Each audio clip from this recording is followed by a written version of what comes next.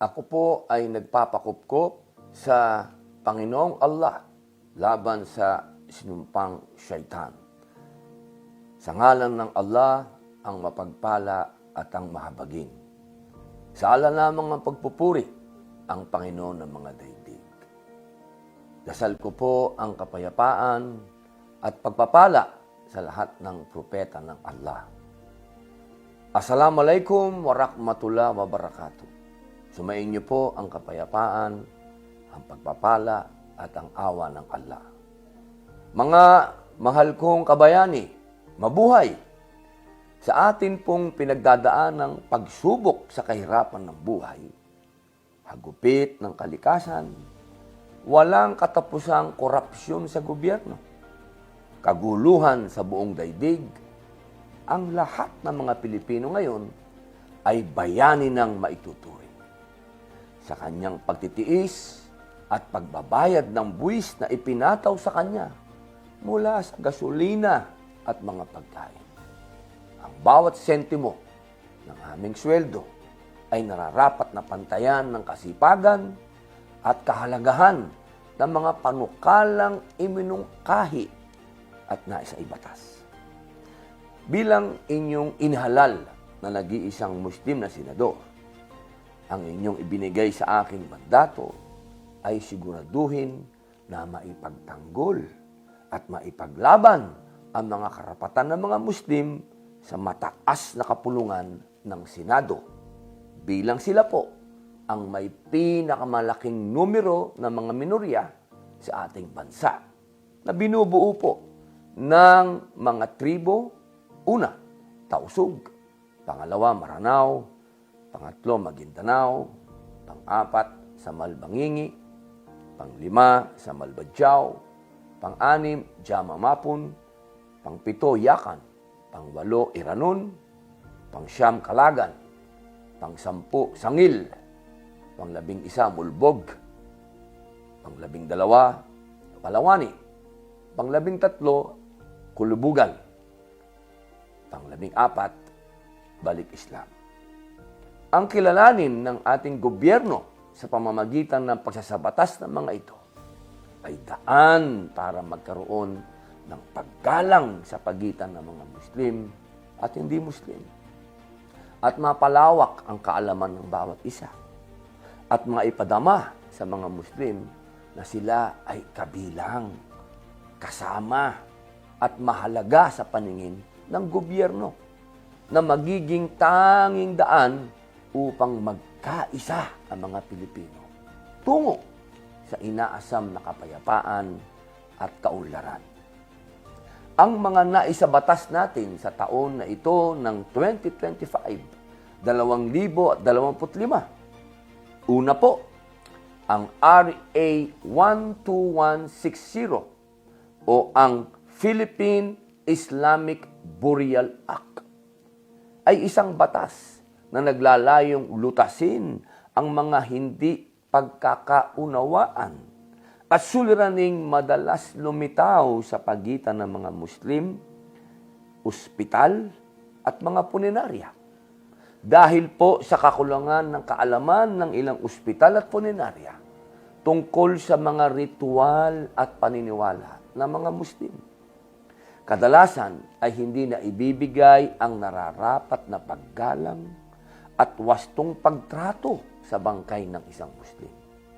Sa pamamagitan po ng RA 12160, nagkakaroon ng malinaw na mga alituntunin ang mga ospital at punerarya upang matiyak na ang pag-aasikaso at paglilibing sa bangkay ng isang Muslim ay maisasagawa ng mapayapa at alinsunod sa mga paniniwalang Islamiko.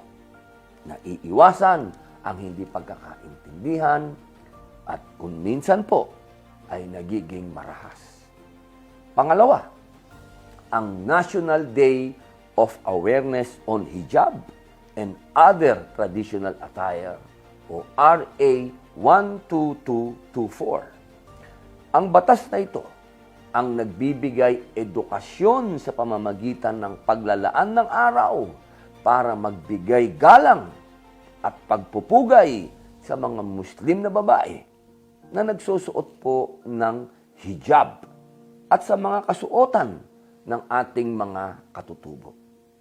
Inaasahan na ang mga paaralan sa pamamagitan po ng NCIP, National Commission on Indigenous Peoples, at ang NCMF, National Commission on Muslim Affairs, o National Commission on Muslim Filipinos, ay maaring magbigay ng mga edukasyon tungkol sa mga kasuotan na ito upang hindi mabuhay sa kamangmangan ang mga Pilipino patungkol sa mga religious at kultural na pananamit na madalas po ay pinagmumulan ng diskriminasyon na nauuwi po sa pagkakaroon ng bullying, mental health issues at kung minsan ay karahasan.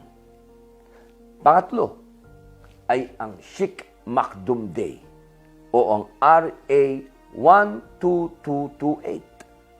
Ang batas na ito ay itunuturing na pinakamahalaga sa usapin ng kasaysayan ng Inang Bayan, Pilipinas. Sapagkat ito ay naaayon sa mga naisulat ng ating mga bayani, katulad ni Dr. Jose Rizal sa kanyang Morgan na Aklat at kay Gat Andres Bonifacio sa kanyang KKK. Bago pa po dumating ang mga Espanyol, ay may sarili na tayong gobyerno at mga kaharian ang ating bayan na pinamumunuan ng mga Muslim at katutubo. Ang pagdating ni Sheikh Makdum ay palatandaan ng matandang sibilisasyon at pandaydigang kalakal at lalong-lalo na po diplomatikong kaugnayan sa ating mga karatig na bansa bago pa dumating ang mga Espanyol. Pagpapatunay din ito na laganap na ang Islam sa ating bayan bago pa dumating si Ferdinand Magellan. Maituturing na parte na ng ating kultura at tradisyon, pati ng ating wika, ang mga gawing Islamiko na hanggang sa ngayon ay isinasagawa pa at binibigkas pa ng mga Pilipino.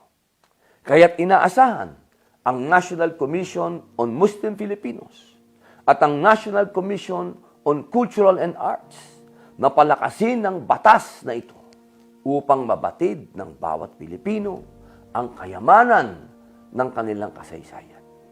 Na nagpapatunay na meron na tayong kaalaman at kabayasnan bago pa dumating ang mga Espanyol. Ang ikaapat ay ang RA 12304 o Digitalization of Sharia Courts. Ito ay maituturing na mahalagang pundasyon sa buhay ng bawat Muslim sa Pilipinas, maging sila man ay Moro o balik Islam. Ito ay sadyang pinakamahalaga sa usaping sibil para sa mga Muslim, lalo na't ito ay umiikot sa mga bagay na personal at pampamilya ng bawat Muslim, tulad ng kasal, diborsyo, mana at iba pa. Mga batas na sinang-ayunan ng Supreme Court na ipasailalim sa pamamahala ng mga Muslim Sharia law practitioners dahil mas batid nila ang mga batas na nakapaloob sa pananampalataya ng Islam na siyang sinusunod ng mga Muslim. Sa pamamagitan ng pag-digitalize dito, mababawasan ang hirap, pagkaantala, at dagdag gastos ng ating mga kapatid na Muslim na napipilitang bumiyahi pa sa mga hukuman ng Sharia na sa ngayon ay nasa iilang lugar lamang. Ito ay isang mahalagang hakbang na nakapagbibigay ng ginhawa at katahimikan ng isip at katawan para sa mga Muslim. At mas malawak na akses sa hustisya para sa mga Muslim na ngayon ay naninirahan na po at nagtatrabaho sa lahat ng sulok ng Pilipinas. Kabilang ang mga nagninegosyo bilang mga traders sa mga palengke at mga commercial malls. Muli, taos-puso ang aking pasasalamat sa lahat ng nagluklok sa nag-iisang Muslim na senador sa ating Kongreso. Ang tiwalang ito ay hindi lamang nagbunga ng mga batas na nakasulat sa papel, kundi mga pulisiyang may tunay na saysay at damang-dama sa pang-araw-araw na buhay ng ating kababayan. Sapagkat ang tunay na hustisya ay yaong abot ng lahat at ang tunay na kaunlaran ay yaong walang naiiwan, Muslim man o hindi. Hanggat may tinig ako magagamit sa Senado, patuloy ko pong ipaglalaban ang pagkilala, paggalang, at katarungan para sa lahat ng mga Pilipino. Iisa lamang ang ating bayan. At iisa lamang ang ating adhikain. Kapayapaan, pagkakaisa, at dangal para sa bawat mamamayan. Maraming salamat.